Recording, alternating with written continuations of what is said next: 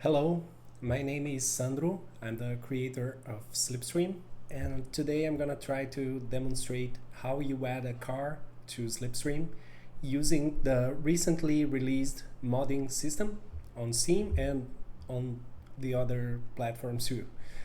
I got this 3D model. This is a 3D model of a Ford Mustang Shelby GTH from a user called AnxietyBot on Sketchfab. It's a freely downloadable model.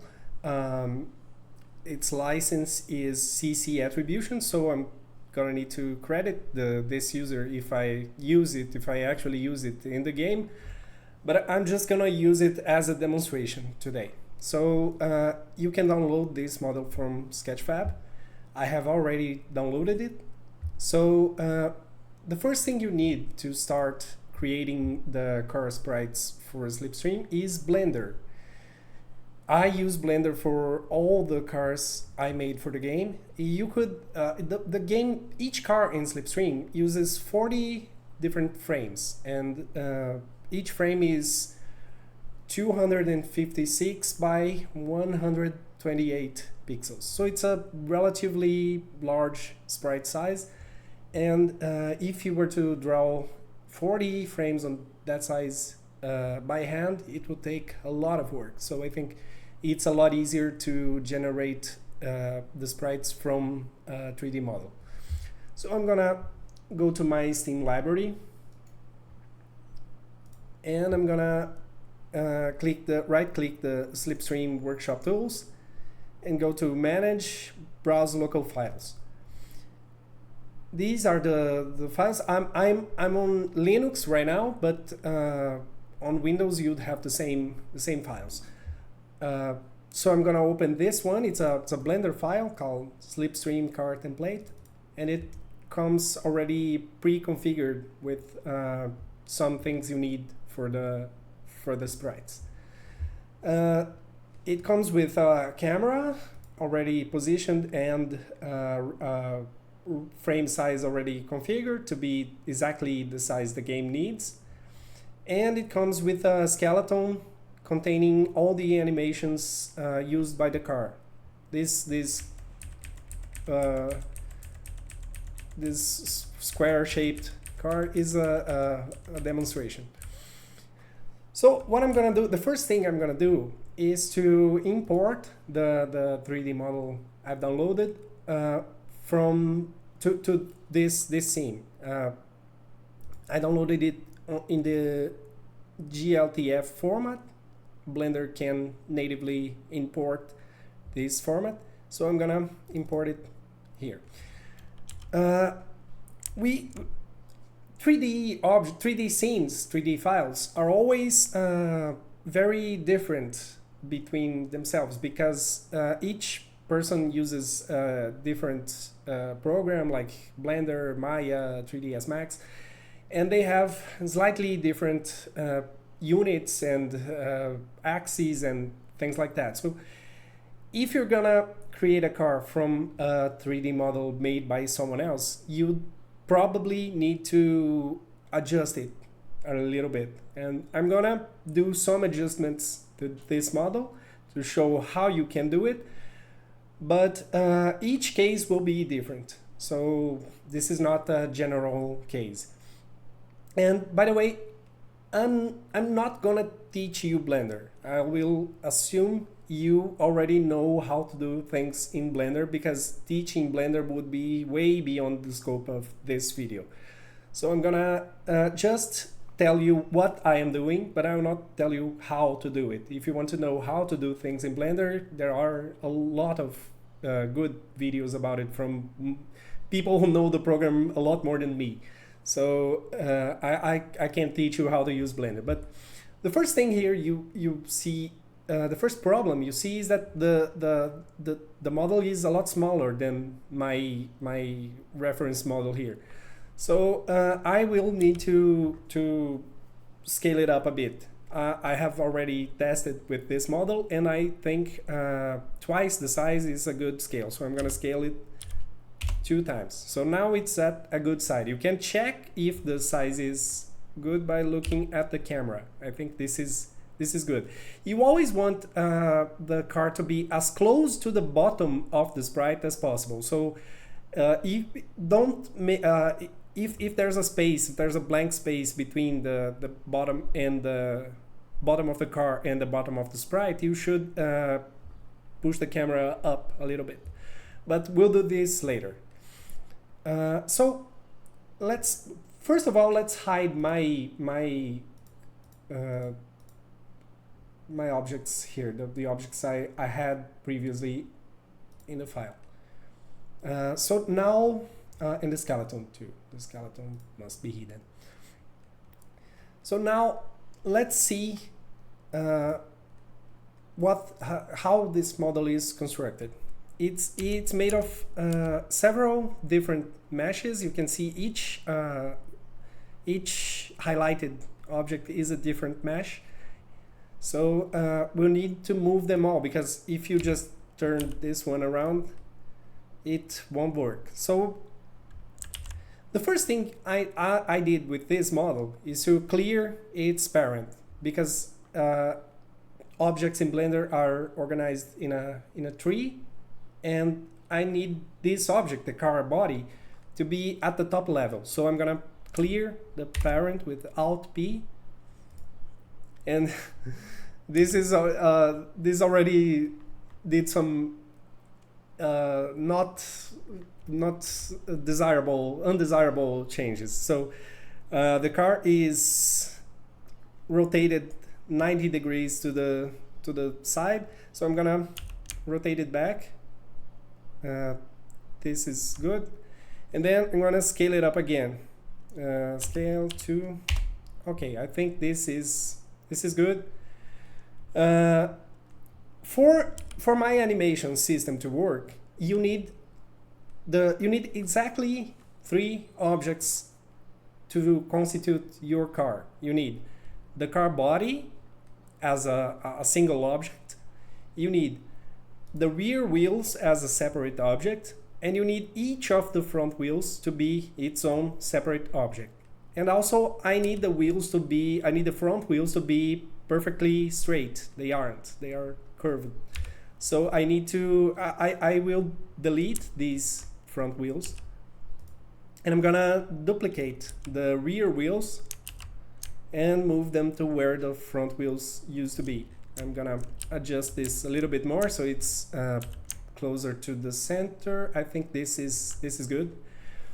So now I have the wheels perfectly straight, but there are a lot of problems still. The first is the other meshes, the other parts of the car, like this grille at the front and the rear view mirrors, they aren't following the base car mesh. So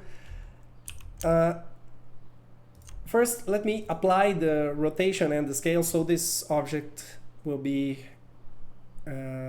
fixed in this place. So I'm gonna apply all transforms. So now the position of the car is 0, the rotation is 0. This is its default state.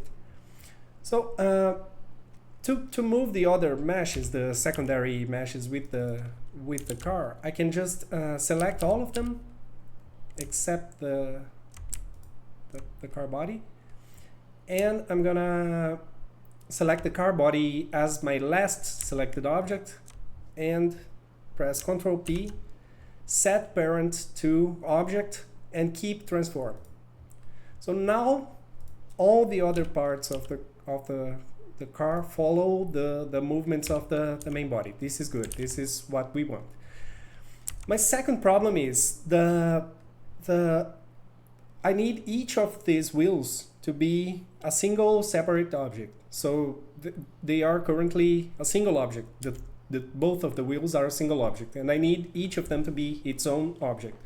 So what I'm gonna do in this case is I could, for example, one thing I could do is to enter edit mode, select the right wheel, and come here, mesh, separate.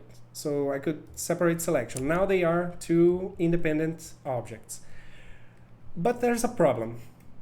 I need the origin, the 3D origin of the object, which is this orange dot here. I need it to be exactly at the center of the wheel, because the wheel is gonna turn around its origin, and it needs to turn around, it needs to rotate in the y-axis around its center.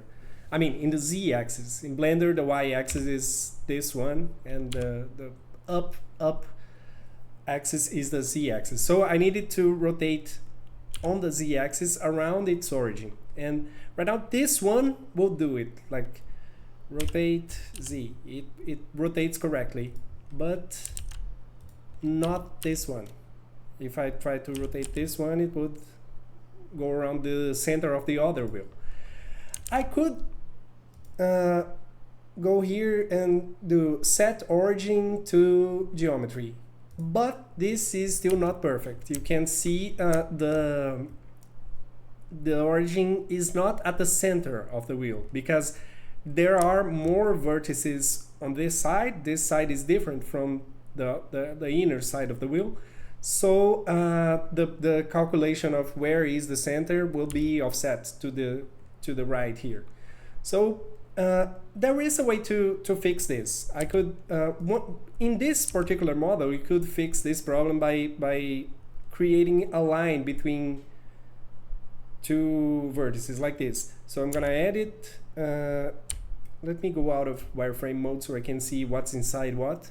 I'm gonna select these faces, and I'm gonna hide them. Not delete them, just hide them.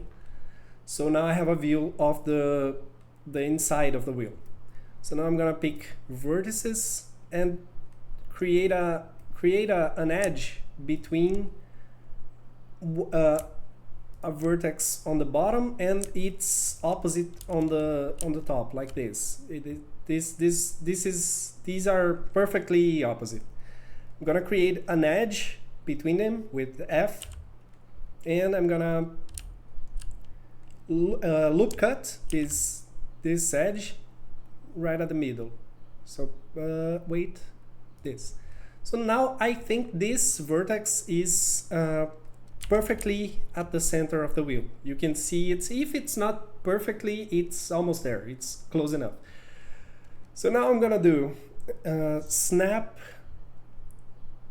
cursor to selected, and then in object mode I go set origin to 3D cursor. So now my origin is at the place I want it to be. So now I go back to edit mode, delete this vertex, and unhide the faces I've hidden before. So now the wheel is it's perfect. I think this is gonna work now. And I'm gonna snap my cursor back to the center because I like it to be there. Cursor to world origin, right. So, okay, this is these wheels now are in the format I want. So I think everything is good with this car. Now I can start transferring the constraints from my objects to this model. So the skeletal animation in my reference car here, it's all done via constraints. So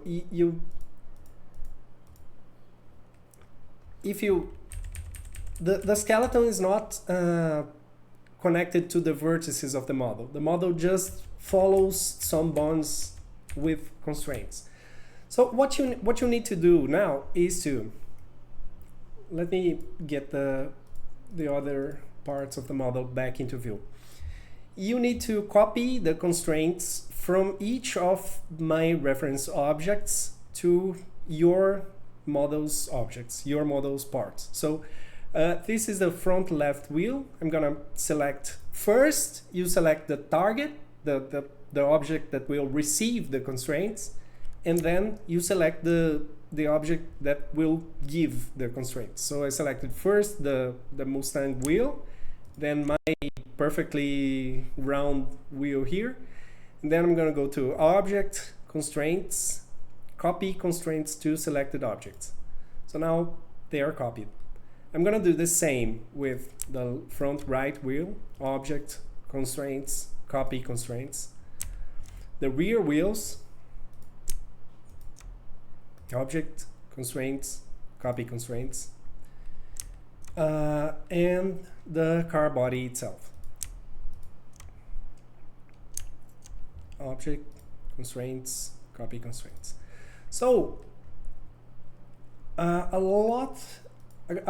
a good part of the work is already done. I think this car will now follow the animation. There's still a problem. The camera is parented to it. Wait a minute. Let me fix this. Clear parent for the camera. Okay. So now the car is following the animation. You can see it has the turning frames. The first 13 frames are turning, then the crash frames, and then the spin frames. But there's one thing missing, which is the shadow. I think this model doesn't have a shadow. The Mustang didn't come with a shadow, I think.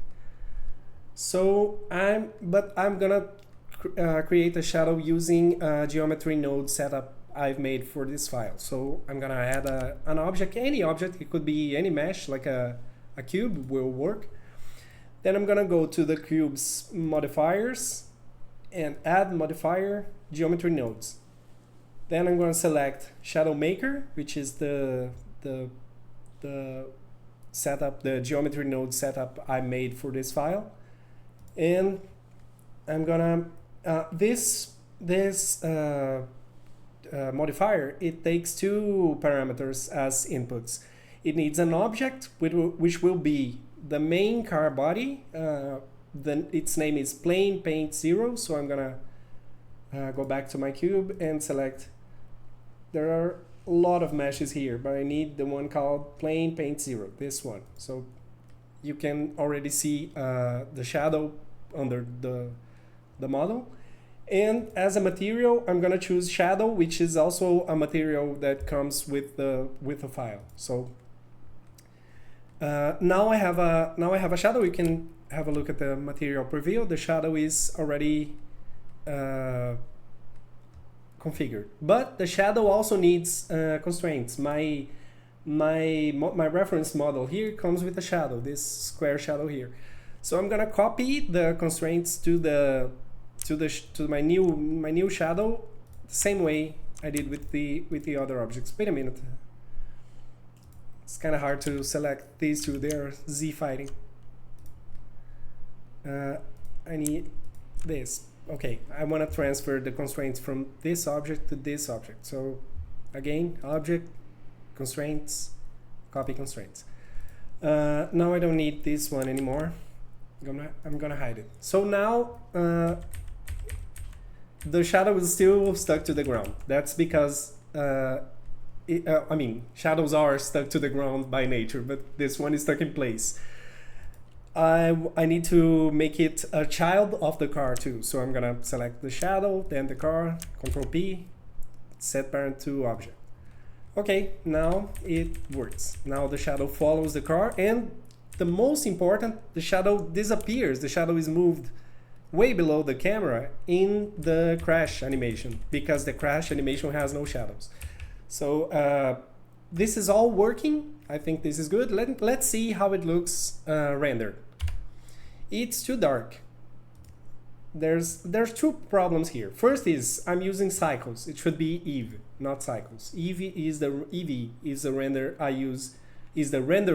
I use for this sprite. So there's another problem. There's a third problem. My cube car is showing in the render. I need to disable it from the render here. Okay, so now it should be hidden. And the last problem is it's too dark. It's not, you can't see the car. So I'm gonna add a light here. I'm gonna add a sunlight.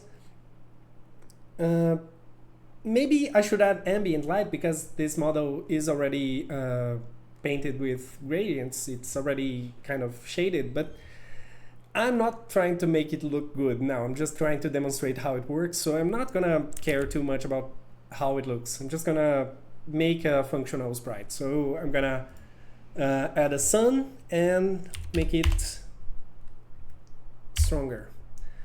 It's not really, it doesn't look good. I wouldn't say it looks good, but it works. It's fine. So you can test if the rendering is working for every frame.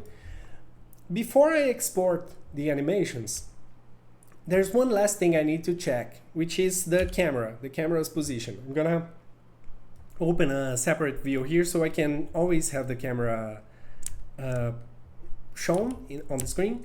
So, like I said, you should make the shadow as close to the bottom of the sprite as possible. So right here, this is good. This is not, it's not too far. I could maybe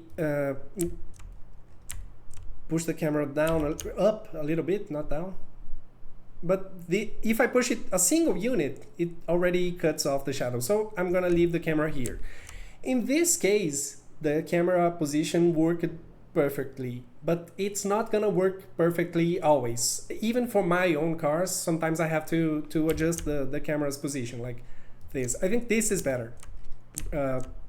I pushed it to the front a little bit, and now it's not cutting off the shadow, but it's closer to the bottom of the sprite, so it's even better.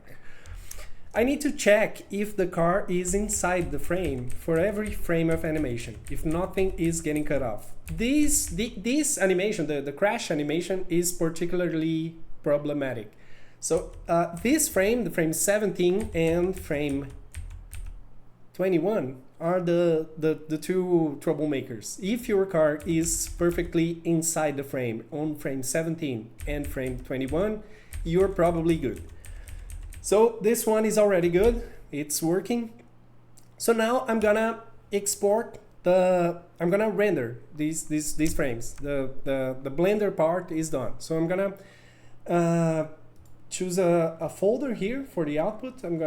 I have a folder already prepared. I'm gonna create a new folder here called frames. Sorry if my English is not very natural. I'm trying my best. This is a folder called frames, and I'm gonna call the file frame underline because this is just a prefix. Blender will add a number to the end of the file name. So I'm gonna go here, render animation, and Blender is gonna render all my frames very quickly to my folder. So okay, now I have 40 frames in this folder. I had to do a little cut here, but let's go back to it. So now that I have all these 40 frames in my folder, I need to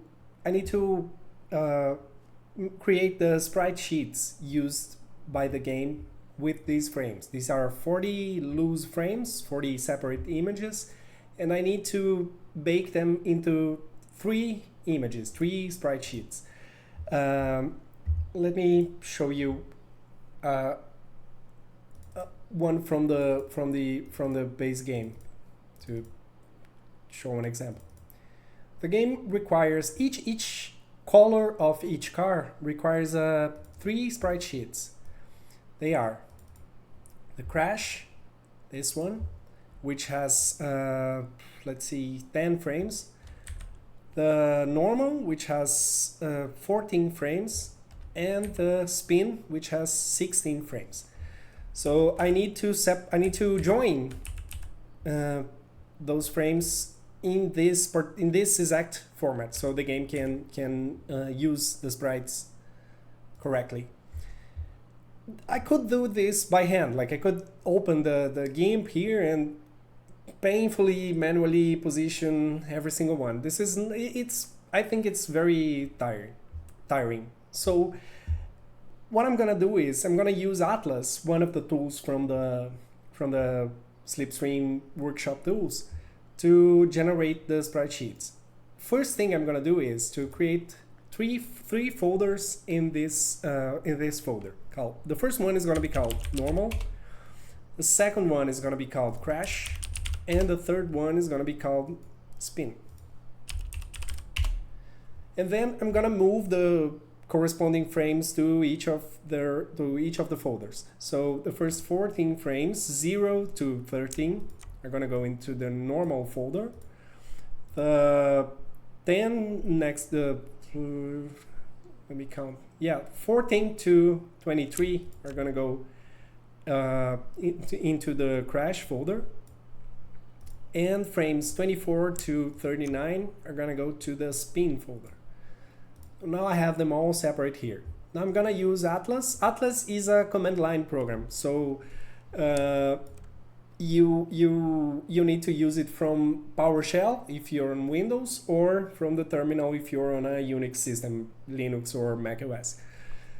So I'm gonna the command is atlas arrange 4x4 normal, which is the folder I want, and then the name of the output file, which will be Mustang underline normal.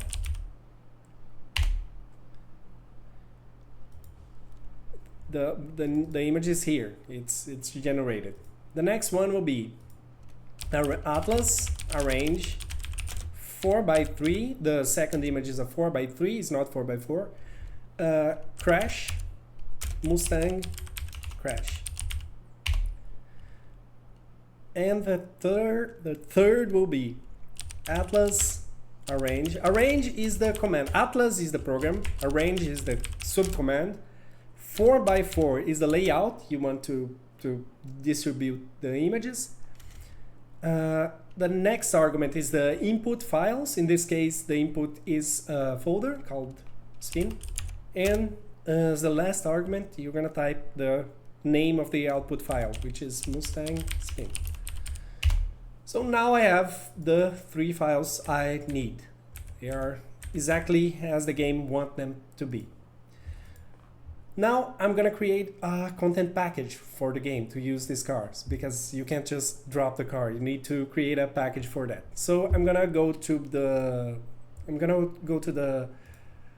my user folder, which is which is in my config directory, and there's a subfolder here called content, and I'm gonna create a new package here called Mustang. What defines, what makes Slipstream recognize a folder as a content package is the presence of a file called info.json. So I'm going to create this file. I'm going to create a file here, an empty text file called info.json. And I'm going to edit it. So the contents of this file are a JSON object. So it's curly braces, and I need only one field in this object, which is cars.json. I'm going to create a file called cars.json, which will hold the information about the cars. So again, create new file, cars.json. So now I'm going to edit this one with my dear text editor Emacs.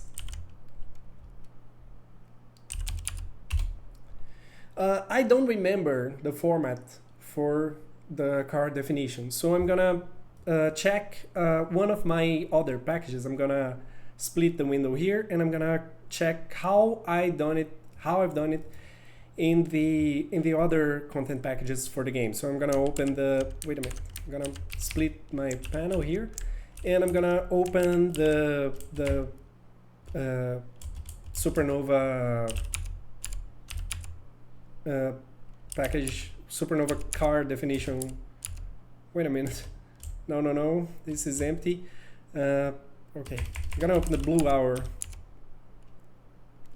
car definition file, cars.json. So this is the file.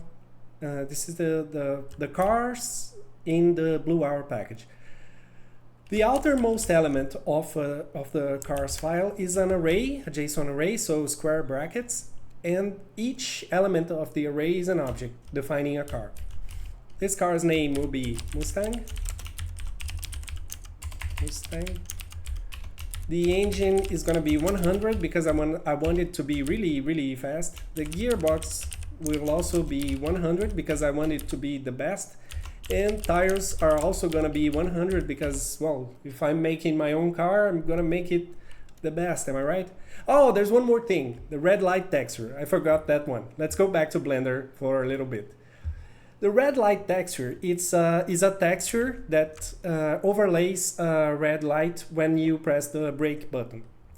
To create a red light texture, I use two types of materials in Blender. This is it's really easy to do this. First, you need to hide all the objects that aren't the main car mesh. So I'm gonna hide the wheels. And I'm gonna, oh no, not hide from view. I need to hide them from render. This is gonna take a while. Right, okay. Easier than I thought. And I'm gonna hide the shadow too. I don't need the shadow for the red light. So I'm gonna hide it from view. Now all I have is the main car mesh and its children, like the rear view mirrors. So I'm gonna create a new material here in the materials tab, and it's gonna be holdout. I'm gonna pick the holdout, just holdout. And I'm gonna assign this material to the whole car. So now the whole car is invisible. Not only the car body, I need to assign it to every child mesh of the car. So wait, this oh, I need to, oh my god, this is gonna take some time. Gonna change the materials of everything to the material I just created.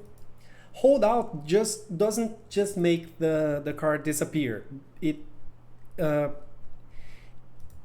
how can I explain? I don't think I can explain this right now. It creates a mask, like a mask of transparency.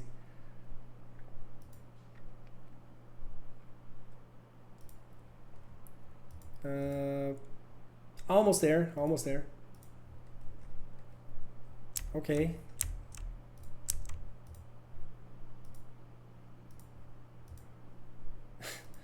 This car is made of so many small pieces. Okay, oh, it's still missing one. This. And this. Okay, so now I have the whole car as a holdout material. But I also need the red lights themselves. So I'm gonna select the faces I want to be bright when with the faces I want to lit up when I show the red light. So it's gonna be these,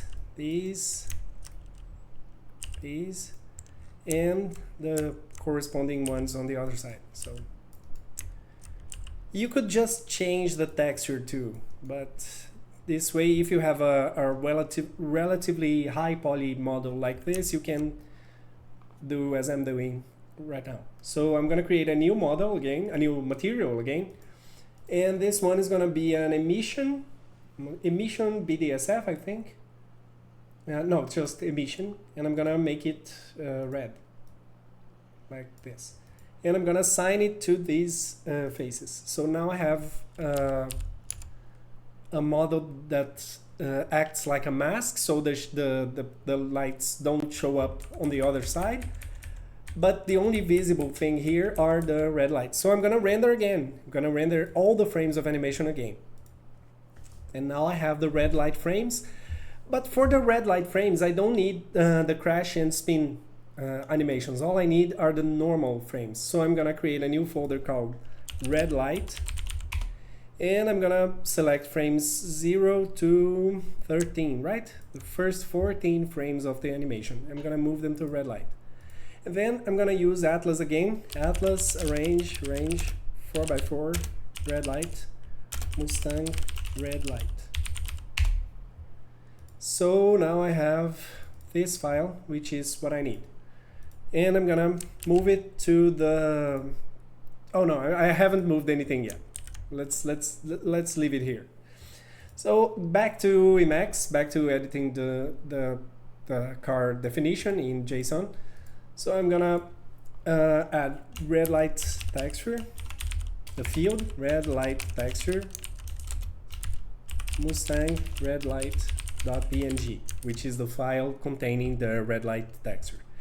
Now I'm gonna create a new field here called textures, and this field is an array.